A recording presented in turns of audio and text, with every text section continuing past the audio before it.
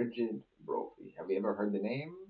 If you haven't, then you're in for a great treat today. This is the woman who essentially pioneered the concept of animal rights.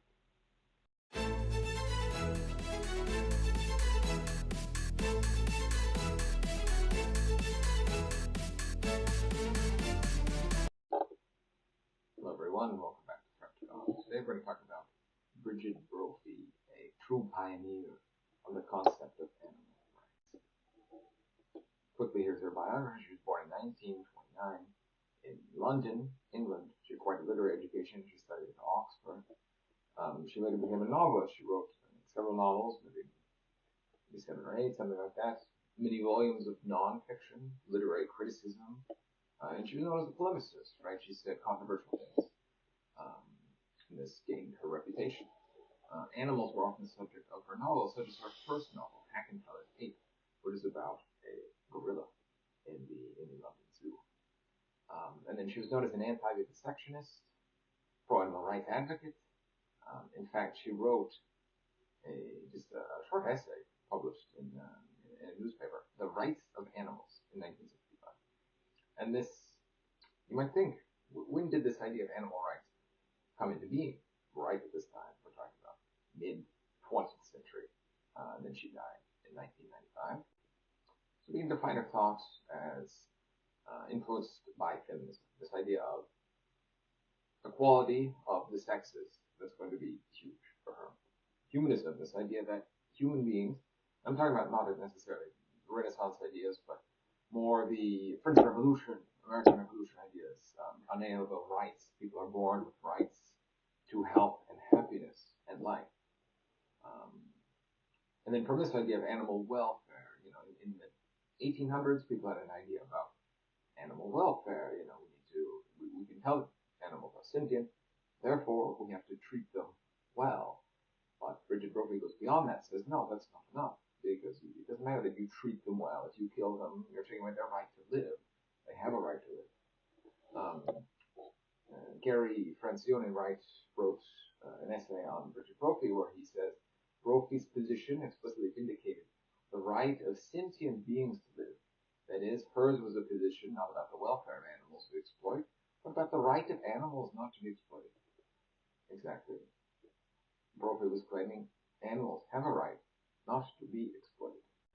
And in the same essay, he goes on, third, Brophy rejected the idea proposed by Mill, this John Stuart Mill, right, in the 1900s, and others, that animals mattered less morally because they supposedly had inferior cognitive capacities, and that some qualitative distinction between humans and non-humans justified denying rights to the latter. Brigid Brophy in Animal Rights claims this, to argue that we humans are capable of complex, multifarious thought and feeling, whereas the sheep's experience is probably limited by lowly sheepish perceptions, is no more to the point than if I were to slaughter and eat you on the grounds that I am a sophisticated personality able to enjoy Mozart, formal logic, and cannibalism, whereas your imaginative world seems confined to true romances and tin spaghetti, right?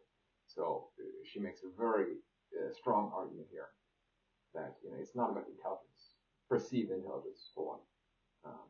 She's saying, oh, I am very smart. I listen to Mozart. I'm educated.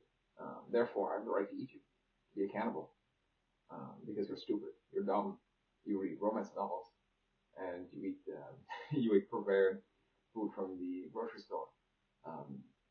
There'd be absurd arguments to make it apply to human beings, somehow a hierarchy of complexity based on intelligence. But that's what they believed. That's what Mill at least believed. That animals were stupider than humans, therefore they don't deserve rights. But that's quite an awful thing, and Brigid Brophy pointed that out. But from this famous essay, The Rights of Animals, she said this, in point of fact, I am the very opposite of an anthropomorphizer, so she's not trying to apply human metrics onto animals. I don't hold animals superior or even equal to humans. The whole case for behaving decently to animals rests on the fact that we are the superior species. We're the species uniquely capable of imagination, rationality, and moral choice. That is precisely why we are under the obligation to recognize and respect the rights of animals. That's how human beings have this organizational capacity, um, and the ability to project into the future and to apply moral judgment.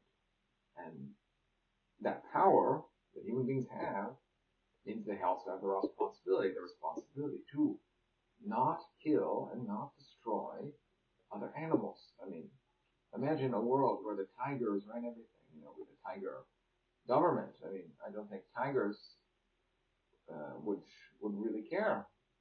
For one, they're not very smart. Um, they can't write. Their paws. It would be absurd to imagine a world where tigers were in charge of everything.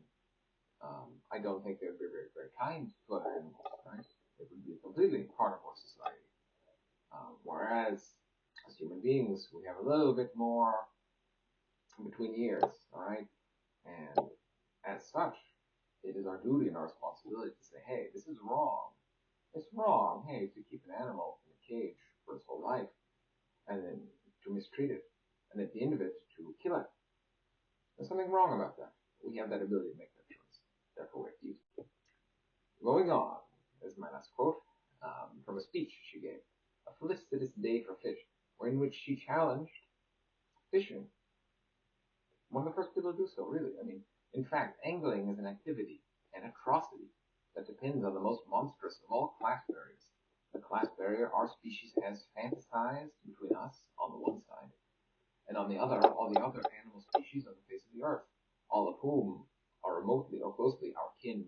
And we pretend that this class barrier gives us absolute rights. Rights of an absoluteness never claimed by the most arrogant feudal lord or the most grinding capitalist boss, while the rights of all the other animals are absolutely forfeit. So she's talking about species in there, right? We're all related. The fish is not that different from you, really, at the end of the day. It's closer to you than you are to a plant, to a mushroom, to a rock, to anything else. I mean, the fish shares like 90% of your existence. You will perceive things with your senses, you eat, you breathe, you defecate. I mean, so many things in common.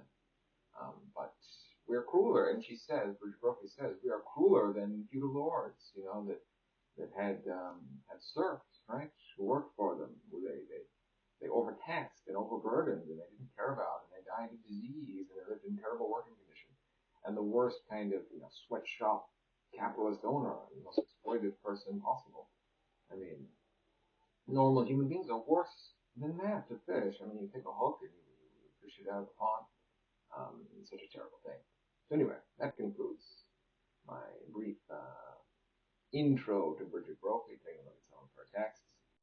So my question is this. I mean, it seems like a very clear path, right, from animal rights with Thomas Paine here, talking about inalienable human rights, as part of the um, Declaration of Independence. And then we have the idea of animal rights. So I'm interested to see what people think about the relationship between these two things, right?